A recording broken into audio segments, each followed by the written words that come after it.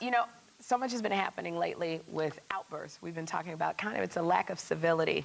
We had Joe Wilson scream out to President Obama, "You lie." We had Serena Williams say, "I'm going to shove a ball down your throat." It was a lot. The intensity was high. The emotion was high. We had Kanye step out on stage with Taylor Swift and take the mic and say some things.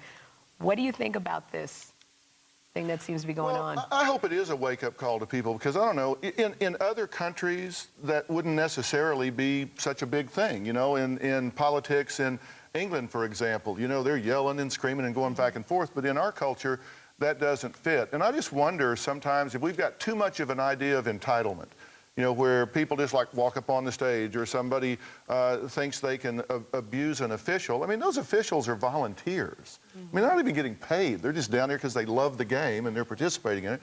And yeah, I think sometimes when folks get famous or whatever, they just think that there's a different set of rules, a different set of fence lines, a different set of boundaries, and I don't think that should be true.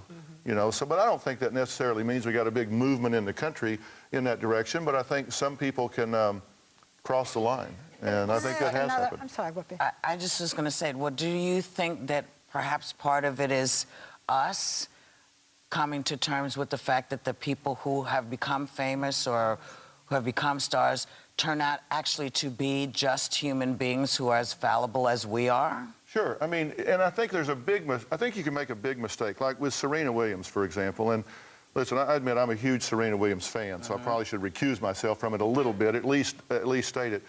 I don't think you should judge someone like that based on a bad moment on a bad day. She has been a terrific citizen of tennis. She's been a terrific ambassador for tennis. So, I mean, don't judge her on one bad moment. She's been terrific. I'm just saying it to everybody. She's just been terrific. Right. So you're on Oprah for the first time in 7 years. Yes. That's amazing. Yes. I'm going to, that show airs tomorrow, actually. The lovely tabloids are saying that you guys are feuding. Set the record straight. But come on, I know it. But wait, before you even set the record straight, I need to congratulate you because it's your 8th season starting. Wow. But also, too, now you're doing it differently because you're on the streets talking to the people of New York. What is the thing that's on people's minds the most? You know, I think people are really worried about the economy right now. And, you know, they don't ask me about the math. They don't ask me about the money. What they say is, this is putting pressure on our marriage. This is putting pressure on our family. And so that's tough. And one of the first things Oprah and I talk about on her show, in the first segment, is all the tabloids about us feuding. I mean, she said, is it you destroying me or me destroying you? I don't remember. But we've never had a crossword. I've known her for 14 years. We have never had a crossword. You know, you said the other day to us that Oprah has said that she wants the first interview with J.C. Duggan. And you have said that you don't think that J.C.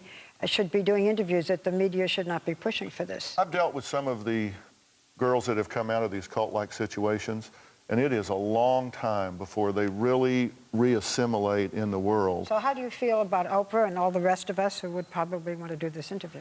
I think she should be left alone until somebody professional has an opportunity to evaluate her and determine what's going to happen. Because if she gets thrust into the limelight and all of that starts coming fast at her, it may be way more than she's ready to handle. That's right. There should be a law against that. Yeah. There is so much that we would like to handle with you. And this is your 8th year, and you are going to be going to different cities. But can I ask him one quick thing? He walks around with a dog all the time. Are you blind and not telling us? That's Maggie. I rescued her from a shelter, and she is a terrific dog, and she goes with me everywhere. And our season launch is today, because we got pushed by the U.S. Open, so we moved it one day. Okay, so we got to push a little bit because we have Taylor Swift coming up, so that's why we're all over the place. But we do want to say that you can catch a brand new season of Dr. Phil weekdays, and you're always a welcome guest, and you say it like it is. Well, thank you. You check your local listings. We'll be right back with Taylor Swift.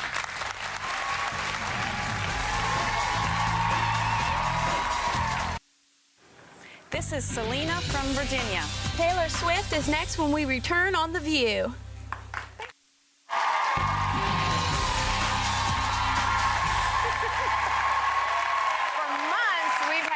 Swift booked to come on the show today, and after all the madness over what went down at the VMAs, we are thrilled that she still decided to show up. Please welcome Taylor Swift.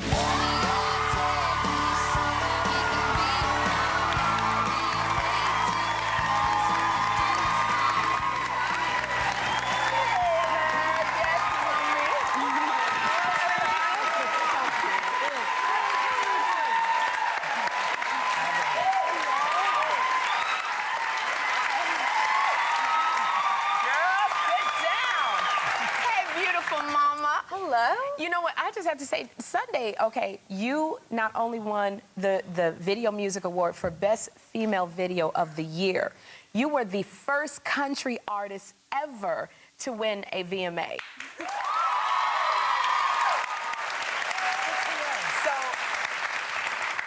So, we're going to torture you one last time, girl. You know, Sunday, while you were accepting your award, Kanye West jumped on the stage and he took your mic. Can we see that one more time, please?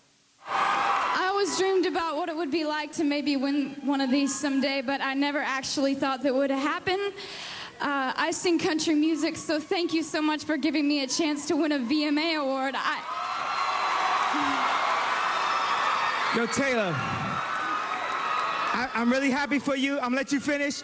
But Beyonce had one of the best videos of all time. One of the best videos of all time.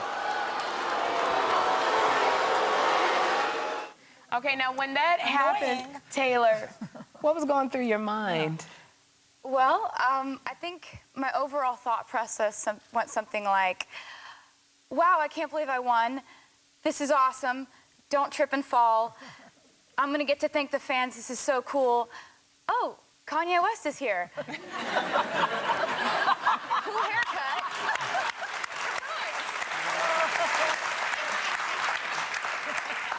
Kanye West is here. Cool haircut. What are you doing there? And then, ouch. And then, I guess I'm not going to get to thank the fans. Now, he said, he came on Jay Leno, and he said he wanted to apologize to you face to face. If he came to you, would you want to meet with him face to face? Sure. I mean, he has not personally reached out or anything, but if he wanted to say hi. He hasn't called or sent a message or an email or anything? No. Wow. But do you feel hard feelings about it, Taylor, or not?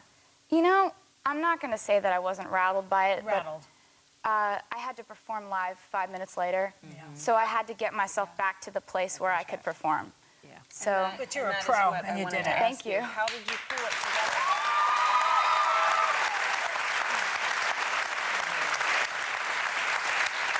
So, where did you find the strength to perform after that? Because that had to be hard. Well, you know, there were a lot of people around me backstage that were saying wonderful, incredible things and just having my back. And all the other artists that came and showed me love, you know, in the hours following it, and all the people tweeting about it and all the fans. And I just never imagined that there were that many people out there looking out for me. So it was really wonderful to see that people were out there defending me, so I didn't have to. Well, hopefully, if Kanye is watching, he'll know what to do. Yeah, well, I'm sure he'll hear about it.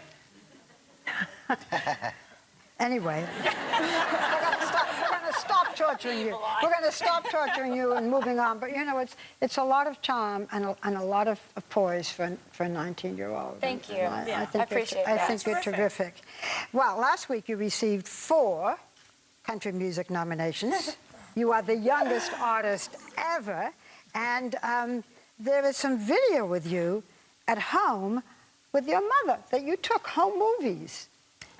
Let's take a look. How did you know you were going to win when you took the home movies? I didn't, actually. But I videotape everything. I video blog all the time, and it's really, you know, it's cool if I get something that I feel is blog-worthy. But really, I just video things because I want to look back when I'm 80 and think, you know, that was really cool. Well, it came up when the announcement was made. We have a little bit of it now. By that time, all the equipment will be obsolete. Sadly, the Entertainer of the Year nominees are Kenny Chesney, Brad Paisley, George Strait, Taylor Swift,